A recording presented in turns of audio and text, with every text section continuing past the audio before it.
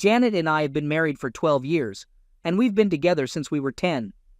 College didn't appeal to me, so right after high school, I started working at Desmond Engineering as a draftsman at the bottom rung. A year after we got married, Janet and I welcomed twin girls, Bethany and Brittany, making us incredibly proud parents. The initial years were tough, but by being careful with our spending, we managed to get by. I was still working as a draftsman, but had moved up a few levels, which meant a slightly better income, though money was still tight. We saved enough to buy a small house and had 2 reliable cars. They weren't brand new, but they were far from being clunkers. Janet had always dreamed of being a stay-at-home mom, and since we could manage financially, she didn't work outside the home. This arrangement worked well for us. We were both healthy and fit. Janet had gained a little weight since our wedding day, but not much. She was petite, a little over 5 feet tall, with dark brown hair she styled with bangs, reminding me of Marie Osmond. I looked pretty much the same as when I played right tackle in high school football. I was big, but not out of shape. Billy Martin, a former football rival, moved to Reading from Lancaster about a year ago and started working at Desmond Engineering as a surveyor. Billy and I quickly became good friends. He too married his high school sweetheart, Sarah, a redhead. Sarah and Janet hit it off right away, becoming fast friends. Billy and Sarah hadn't started a family yet, but they were excellent at looking after kids. Billy and I would hang out together when we weren't working, enjoying a bit of time away from our spouses. Janet and Sarah did the same, spending their time shopping, attending parties, and going to club meetings while Billy and I took care of the kids and watched TV. Sarah landed a secretary job at Gilbert Engineering, not far from our town. About 6 months ago, I began to notice some changes. The Parent-Teacher Association meetings, which used to be monthly, became weekly events. Even though Sarah didn't have children, she always accompanied Janet. The number of Tupperware and Magic Chef parties they attended seemed to increase every month, yet they never purchased anything. They joined a book club but hardly ever read any books. On weekends, they spent hours shopping but came back with very little. Meanwhile, Janet's fancy lingerie collection was expanding, though I never saw any of it. These observations started to bother me, but I kept my concerns to myself because Billy appeared completely unaware, and I didn't want to stir up any trouble unnecessarily. One night, after I had put our daughters to bed, Janet returned from some basket party. She showered before leaving with Sarah and again immediately after returning home. It struck me as odd. While Janet was showering, I decided to look through the laundry and found a pair of black lace underwear. It made me wonder who would wear such a thing to a basket party. Normally, I wouldn't dream of inspecting my wife's undergarments, but that evening, curiosity got the better of me, and I noticed they were damp and sticky. I pocketed them. I had never rummaged through my wife's purse or wallet before, but that night, I felt compelled to check, especially her cell phone. It seemed she hadn't expected me to look because her call history from the past week was intact. Most calls were to Sarah, but there were also many calls to and from numbers labeled KC, KH, and KW. I didn't initially know who these were, but figured that C stood for cell, H for home, and W probably for work. In her address book, Sarah's numbers were listed similarly: Sarah C, Sarah H, and Sarah W, showing how organized my wife kept her contacts.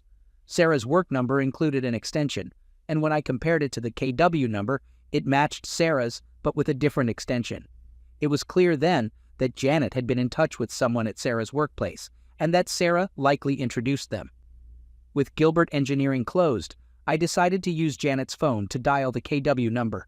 The voicemail of Ken Sanders greeted me, explaining he was away from his desk, but would return calls if I left my details. I quickly hung up after the message. It seemed too straightforward.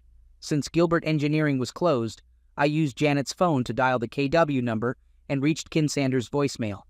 I quickly hung up after hearing the message to leave a contact detail for a callback. This felt too simple. Janet peeked in, asking if I was heading to bed soon. I told her I might finish my book or just fall asleep on the couch, though I planned to stay there all night. It turned out to be a night full of restlessness as I pondered over any mistakes I might have made or what could have been done differently, realizing it was futile. Despite trying to focus on the future, my mind kept dwelling on past actions. The clock seemed to stand still. I decided not to blame myself for anything that had happened or was about to happen. In the morning, I woke up to the sound of our daughters preparing their breakfast, a self-reliance Janet had encouraged, which was proving effective. As I got up and Janet reminded me about work, I informed her I wouldn't be going due to personal issues, surprising her since I rarely missed a day. Feeling exhausted, I mentioned needing a shower, leaving Janet looking somewhat puzzled. By the time I returned, the girls had already headed off to school. I grabbed a coffee and sat down opposite my wife at the table. She glanced up at me, seeming to expect something yet unsure what it was. I decided to confront the issue directly. I want to know about the affair you're having. I wasn't in the mood for subtlety, and I doubted she'd just come clean. Really, John? Is that why you've been so down? Do you honestly believe I'm having an affair? She asked. Yes, I do. Now, let's talk about your affair, I pressed. We've been together for 12 years, John. Why would you think that? She questioned. Janet, I'm busy today, and I don't want to waste time playing games. Just tell me about the affair, I insisted. Janet sighed heavily, leaning in. John, you're imagining things. There's no affair. I'd like to believe you, but I can't, I responded, skeptical of her denial. She leaned back, sipping her coffee confidently. What do you want to ask me, John? Why do you claim to attend PTA meetings weekly when the PTA secretary said they're only monthly, and you haven't attended any in 6 months? I asked, seeing her confidence waver. I don't know what you mean, she faltered, her assurance fading. You and Sarah claim to go to these PTA meetings every Tuesday. Why lie about that? I pushed further. After a brief pause, Janet admitted, I'm sorry, John. Tuesday is ladies' night at Rosie's Cantina, and Sarah and I have going for the 2-for-1 margaritas. We didn't want you and Billy to worry about us possibly causing trouble, so we kept it to ourselves. I admit it was a mistake, and I apologize. From now on, we'll be more open. Well, Janet, I'll definitely be verifying that story. I'm sure Sarah will agree with you, but I wonder what the staff at Rosie's would say. John, you're making a bigger deal out of this than necessary. Why do you shower before and after these parties? Why the need to remove smells only when you return? She hesitated before answering. Many women there smoke, and I don't like the smell lingering on me. And the fancy lingerie for Tupperware parties? You never dress up like that for me unless it's a special occasion. What's the reason for that? I don't really have a good reason. I guess I just like feeling fancy when I go out. I was losing patience with her evasions. I couldn't keep my anger in check anymore. These are the underwear you wore last night, I said, throwing them on the table. They were damp and sticky when you got home. Don't even try to excuse it as something trivial. Janet looked uncomfortable and avoided eye contact, unable to respond quickly. Why did you come home in underwear like that, Janet? I need a real answer. Enough, John. I can't handle this anymore. We've been married 12 years. Why are you doing this? Her continuous denials and lies overwhelmed me. In frustration, I threw my coffee cup, breaking the microwave. That certainly got her attention, revealing an expression I'd never seen before. She'd never witnessed me this angry. I leaned forward, making sure I had her full attention, and raised my voice more than usual. Who is Ken Sanders? She quickly stood up and retreated to the sink, trying to distance herself from me. For the last time, who is Ken Sanders? I demanded. A friend, just a friend, she replied, visibly terrified. Did you sleep with him? I asked sternly. Yes, I did, she admitted. Did it happen last night? I pressed on. Yes, it did, she confirmed. Please, John, stop. I'm sorry, just please stop, she pleaded, tears streaming down her face by the sink. I grabbed a cup, poured myself a new coffee, and was about to sit when Janet's phone rang. Her gaze flicked between the phone and me in panic. It's from Ken. We should answer it, I said, hitting the speakerphone button. Good morning, sugar. I saw you called my work number last night. Did you forget something at my place? The voice of Ken Sanders came through. Janet looked horrified. After a brief silence, Janet, are you there? What's wrong? He asked. She glanced at me, frozen. I urged her to speak. Ken, my husband knows. He's listening on speaker, she managed to say. Ken didn't respond or hang up. Feeling it was my turn, I addressed Ken casually, hinting at a visit later and suggesting he might want to be prepared for emergencies. I hung up, pocketed the phone, and looked at Janet, who was still by the sink in her bathrobe, shaking uncontrollably. I need to leave now, I said, exiting the tense scene. I need to ask you one more thing. Who's the guy Sarah's involved with? I asked. "John, please, I don't want to say," she pleaded. In frustration, I threw another cup across the room where it shattered against the wall. Startled, she quickly said, Calvin Bostic. I'll be back later. Make sure you've moved out by then. My mom will look after our daughters until we figure out what to do next. If it doesn't fit in your car, I'll make sure it gets to you. Just tell my mom where you're going, and don't try to contact me." She was silent as I left. Confused about my next steps, I decided to visit Billy at work, thinking he deserved to know what was happening. It seemed clear that Sarah and Calvin became close through work, and Ken was likely Calvin's friend who got set up with Janet. Simplistic, maybe, but it seemed to fit the situation. Billy wasn't at the office, so I called him. "Billy, I've got some bad news," I started. "Is anyone hurt?" he asked, alarmed. "Not yet, but it's a mess. Janet and Sarah have been seeing other guys instead of going to those meetings and parties," I explained. Billy was skeptical at first. "I don't buy it, John. Sounds like nonsense." I suggested he ask Sarah about Calvin Bostic from her workplace, hinting she might have introduced Janet to Ken Sanders, another co-worker. "I know both of them," Billy said, recognizing the names. I warned him that Janet would likely warn Sarah, and he should expect to hear excuses just like I did from Janet. Billy ended the call, and I went to HR to ask for some time off. I wasn't in the mood to work. It was quick to transfer my ongoing projects to another draftsman. Then, Janet's phone rang, showing Sarah's caller ID. "Janet, what's going on? Billy just called me. He's headed to the office, and I think he heard something," Sarah said. I stayed silent. "Janet, this isn't the time for jokes," she pressed. "Hi, Sarah. This is John. I'm using Janet's phone since mine was out of battery. What's up? What did you say to Billy?" I couldn't resist adding a bit of edge to the situation. "Oh, John, sorry. I thought this was Janet.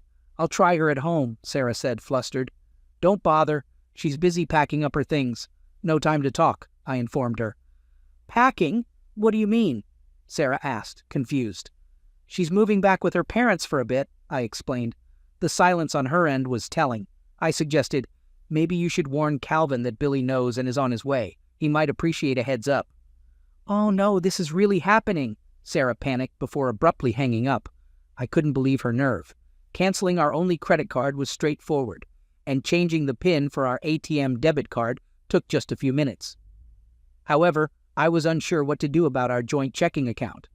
So I decided to leave it alone for the moment, since I needed access to the account to pay for utilities and other bills. I just hoped Janet hadn't taken any checks with her. My cell phone rang, but this time it was my own. Billy had confronted Calvin Bostic at Gilbert Engineering and caught him in the parking lot. Calvin ended up in jail, and Billy wanted me to call his brother in Lancaster to bail him out. After making the call, there wasn't much more I could do for Billy, so I grabbed lunch at Taco Bell. Later, I visited my parents and filled them in on everything. My mom agreed to help with the girls, staying at my house during the week and having the twins over on weekends. Next, I decided to pay a visit to Ken Sanders. The drafting team at Gilbert was eager to share the morning's drama. From their vantage point, they had witnessed Billy tackling Calvin before he could get to his BMW, then pinning him against a car and hitting him. Security struggled to intervene and eventually used a taser on Billy. Both Billy and Calvin ended up in the custody of the authorities, with Calvin needing medical attention. I learned where Ken Sanders' cubicle was, but it was empty. He had apparently quit that morning. Sarah's desk seemed untouched, suggesting she still worked there. Shortly after, I had Ken's home address and was on my way there. I found a small ranch-style house with a white Lexus parked outside, its trunk and doors open. As I approached, Ken came out with a load of clothes, but dropped everything and ran back inside upon seeing me. I chased after him, but tripped over the clothes, only to see him escaping out the back. I couldn't help but laugh at his panicked reaction. I decided not to worry about the checking account right then, since I needed it to pay the bills anyway. I just hoped Janet hadn't taken any checks with her. My cell phone rang, and this time it was a call for me. Billy had confronted Calvin Bostic at Gilbert Engineering and ended up getting him arrested in the parking lot. He asked me to contact Calvin's brother in Lancaster to bail him out. After making the call, there wasn't much else I could do to help Billy, so I grabbed lunch at Taco Bell. Later, I visited my parents and filled them in on everything. My mom agreed to help with the girls during this transition. She'd stay at my place during the week, and the twins would spend weekends with them. Next, I wanted to check on Kin Sanders. The drafting team at Gilbert had a clear view of the parking lot and had watched Billy's confrontation with Calvin. They told me Billy had physically subdued Calvin until security intervened with a taser. They also mentioned that Kin Sanders had quit unexpectedly that morning, and Sarah was absent from her desk, but still employed there. I managed to get Kin's home address and headed over. His house looked rented and was about to be vacated.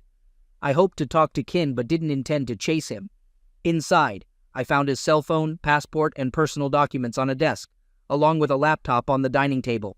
I took these items and left, avoiding any actions that could be seen as criminal, though I couldn't resist deflating one of his car tires for a bit of mischief. I stopped by the jail to see Billy, but he was busy with legal matters, so I just greeted him and left. At home, my mom was already making dinner. I brought Ken's belongings to my den, but was interrupted by my daughters returning from school. Before I could explain the situation, Bethany asked about their grandma's presence and where their mom was. I had to simplify the situation, telling them their mom and I were taking a break from each other. She's going to stay with her grandparents for a bit. Brittany broke into a grin, while Beth just sighed heavily. I knew it! I was right! Brittany was clearly proud of her prediction, and Beth looked annoyed. What's the joke here? I asked, puzzled. Brittany was eager to share. Beth and I had a bet. I guessed that Mom was being unfaithful, and Beth thought that was impossible. Looks like I won. I never specifically mentioned Mom cheating, I clarified. Dad, we're not naive. Please don't treat us like we are. It's obvious what's happening, Brittany interjected, with Beth agreeing that their mom was indeed cheating. How did you guys know? I was taken aback. Dad, you're a bit too trusting. It's kind of obvious, Brittany said, putting her arm around me in an attempt to comfort me, which felt strange coming from a 12-year-old. One time, Mom and Sarah said they were going on an adults-only shopping trip and wouldn't let us come. Later, some kids at school claimed they saw her with another man, and they even had a photo to prove it, Brittany explained. Why didn't you tell me sooner? I asked, shocked. They both just shrugged. Then, a few weeks later, Tracy Mercer's parents saw Mom, Sarah, and some men at a restaurant. They told Tracy, Brittany added. I was speechless, just in time for dinner to be called. We didn't talk about the issue during the meal, and I excused myself early. Thankfully, the twins didn't bring it up again that night, giving me a much-needed break from the topic. As I began to explore Kin's laptop, his cell phone received a text message. It read, DK's free, sorry for the mess. Love, Janet. I'm not great at texting, but this message was clear to me. It came from Sarah's phone, indicating that Sarah and Janet were together. I replied with, TJ, thanks, John, letting her know I had Kin's phone. I spent a few hours going through Kin's computer, finding no emails between Janet and Kin, but some intriguing ones between Kin and his old friends in Lancaster. What I discovered shocked me. Despite being with Janet nearly her entire life, it felt like she had grown closer to Kin in just a year than to me in nearly 2 decades. At one point, while changing the printer cartridge, I realized I was crying, something unusual for me. Janet's betrayal had cut deep, adding insult to injury. I printed out several emails and photos, limited by the amount of special paper I had. The images were all decent, nothing inappropriate. Then, Beth peeked in and asked to call her mom. I couldn't deny her request. While my mom was with Beth and Britt as they talked to Janet, she ended up hearing the entire conversation. She wasn't trying to listen in on purpose, but the twins weren't exactly being secretive. My mom later told me that the girls were pretty straightforward with Janet, holding her responsible for all the issues. Their talk was brief, under 5 minutes. The emails revealed some juicy details. Kin had landed a job as an engineer on a renewable energy project in Spain and was supposed to start in 6 weeks. It seemed he hadn't informed his current job at Gilbert about his departure, which Sarah might have known, but no one else at the company did.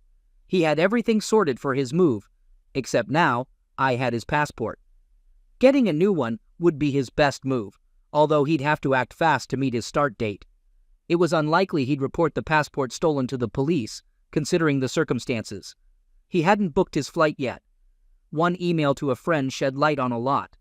Janet was planning to divorce me once she moved to Spain with Kin.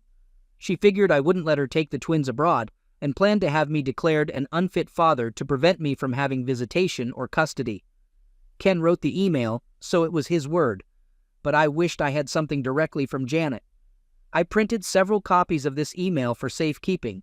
Mom dozed off while watching late-night TV, so I suggested she head to bed. The girls were already asleep. I ended up crashing on the couch, surrounded by empty beer bottles. The next morning, the aroma of fresh coffee and bacon woke me up. My mom always made a great breakfast.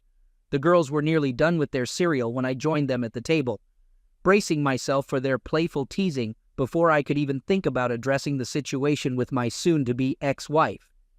Before the girls left for the bus, I gently explained that their mom might try to push me out of their lives by labeling me as an unfit parent, aiming to keep them all to herself. I reassured them I was open to shared custody because their happiness mattered most, but I wouldn't give up my right to be a part of their lives. I didn't want them to feel torn, but it was important they knew the truth. I urged them to stay sharp and ignore any falsehoods. Dad, we're more perceptive than you think. Don't stress. We love Mom, but we won't let her harm you or us, they assured me, with Brittany grinning and Beth giving a supportive thumbs up as they departed. My mom refilled my coffee and joined me with her own, comforting me that I had everyone's support. After getting ready and dressing a bit nicer than usual, I felt strange carrying 3 cell phones, reminding myself to buy a charger for Ken's phone. I'd rather be over-prepared. At the family services office, I felt awkward when called by a caseworker I recognized from high school, Jody Mitchell, once a goth girl known for her distinct style. Despite our different high school circles where goths were often isolated, Jody looked quite ordinary now, though I still remembered her for her pink hair streak, black lipstick, and heavy makeup. Goths back then were often misunderstood, leaving us guessing about their true interests. Regarding Jody, it was likely none of those wild rumors were true, but back then, we tended to believe the most sensational stories. The nameplate on her desk read, J. Mitchell, leading me to think she hadn't married. It made sense 12 years ago, but looking at her now, she seemed different. John, how can I help you? Jody's question snapped me out of my thoughts, causing me to stutter a bit. You look great, Jody, I managed to say, which made her laugh at my clumsiness. Do you mean compared to my goth days? She asked, making me feel even more awkward. Sort of, but I didn't mean it in a bad way, I tried to clarify. Jody reassured me, explaining that by mid-college, she realized she didn't need to hide behind a goth facade and had been living as her true self for nearly a decade. I apologized for sounding condescending, admitting I often say the wrong thing. Jody brushed it off, eager to get to the reason for my visit. I asked if she had any files on me, to which she quickly checked and confirmed there were none under my or Janet's name, joking that it seemed we were feeding our kids and not harming them. Confirming we had twin daughters, Bethany and Brittany, age 12, I finally explained my situation. My wife planned to leave me and take our daughters. Jody wasn't surprised, noting that such situations were common in her line of work.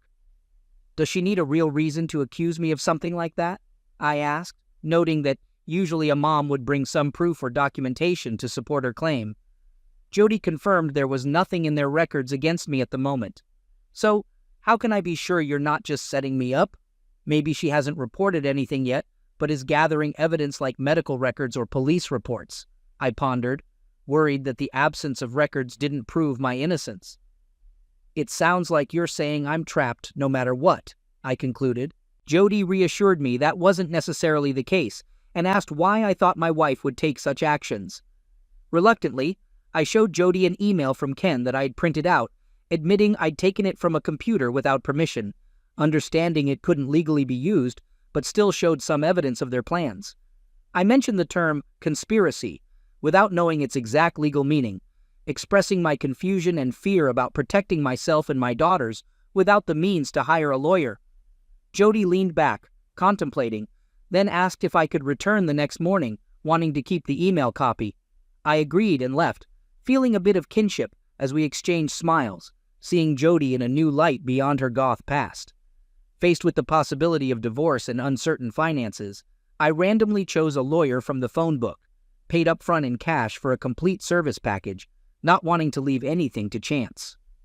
I instructed my lawyer to handle the divorce as quickly and simply as possible, letting Janet have the house since its value had dropped below what we owed on it.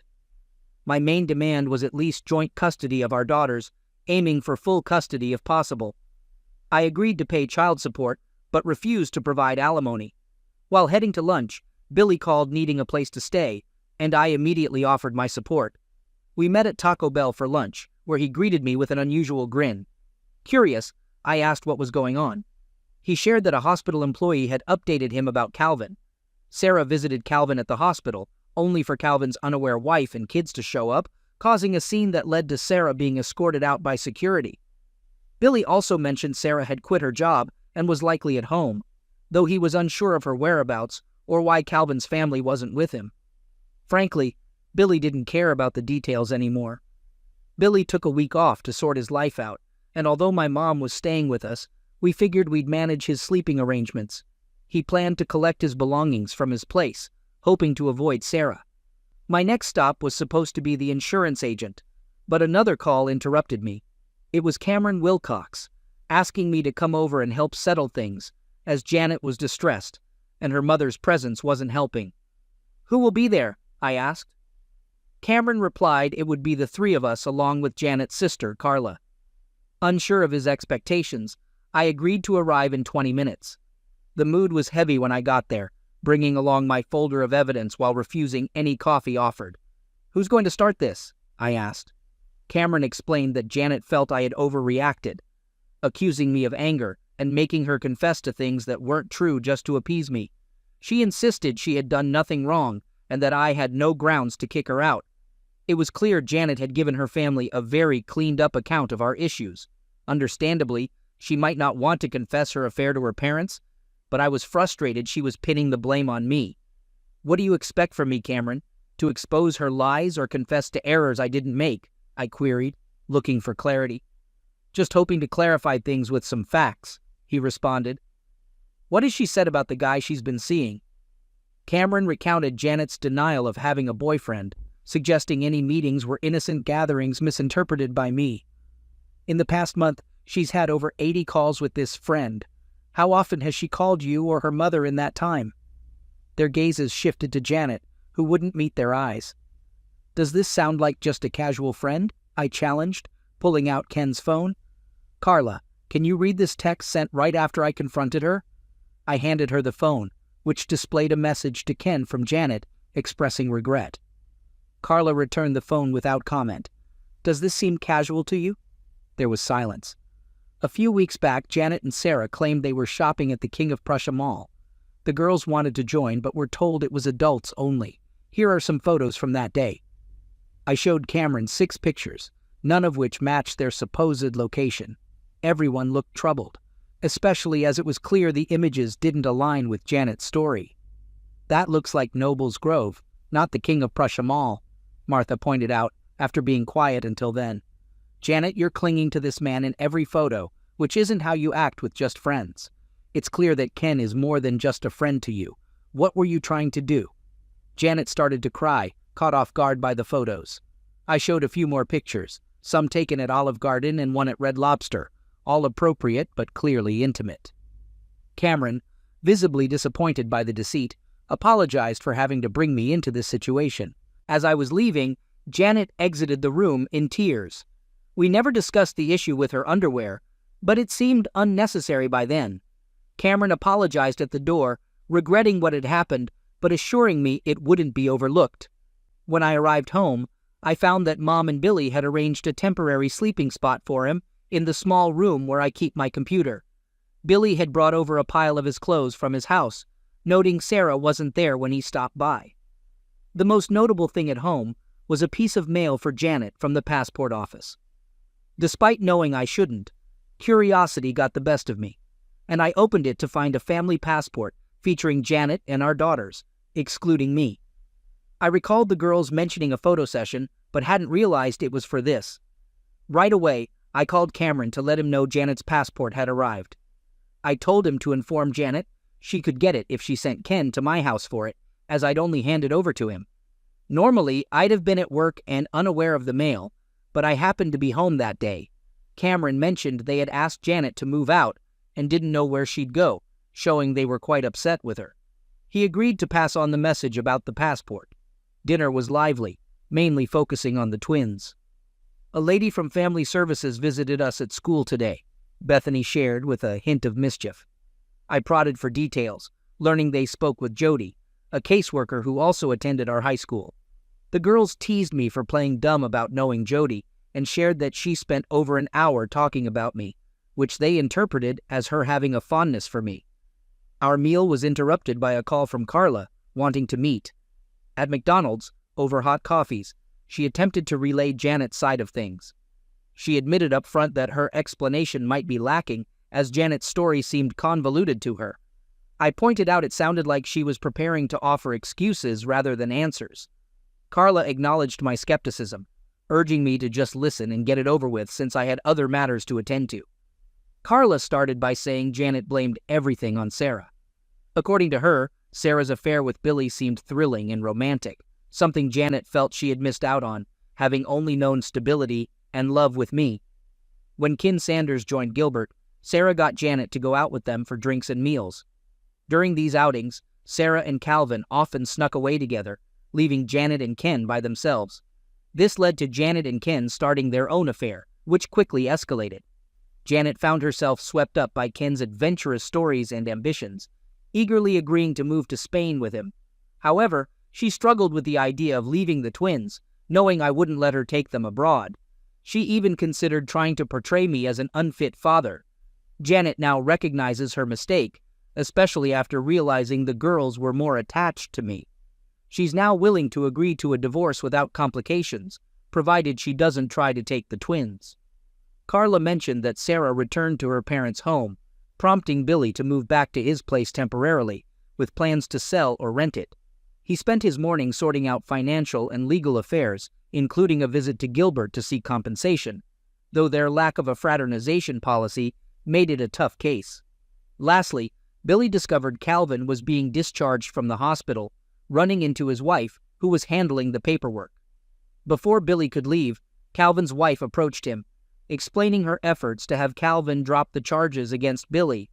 She even thanked Billy, surprising him by sharing her long, unsuccessful attempts to help Calvin change. After Billy left, I ended up sitting on the front porch, just drinking beer.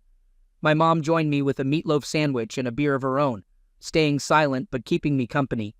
She mentioned that my dad would be coming over for dinner and staying the night. When Jody Mitchell arrived, my mom went inside. Jody sat with me but didn't take the beer I offered. After a quiet moment, she revealed she had just served Janet the papers, describing Janet as extremely upset and currently staying with her sister. Finishing my beer, I wondered aloud why I felt so terrible about everything.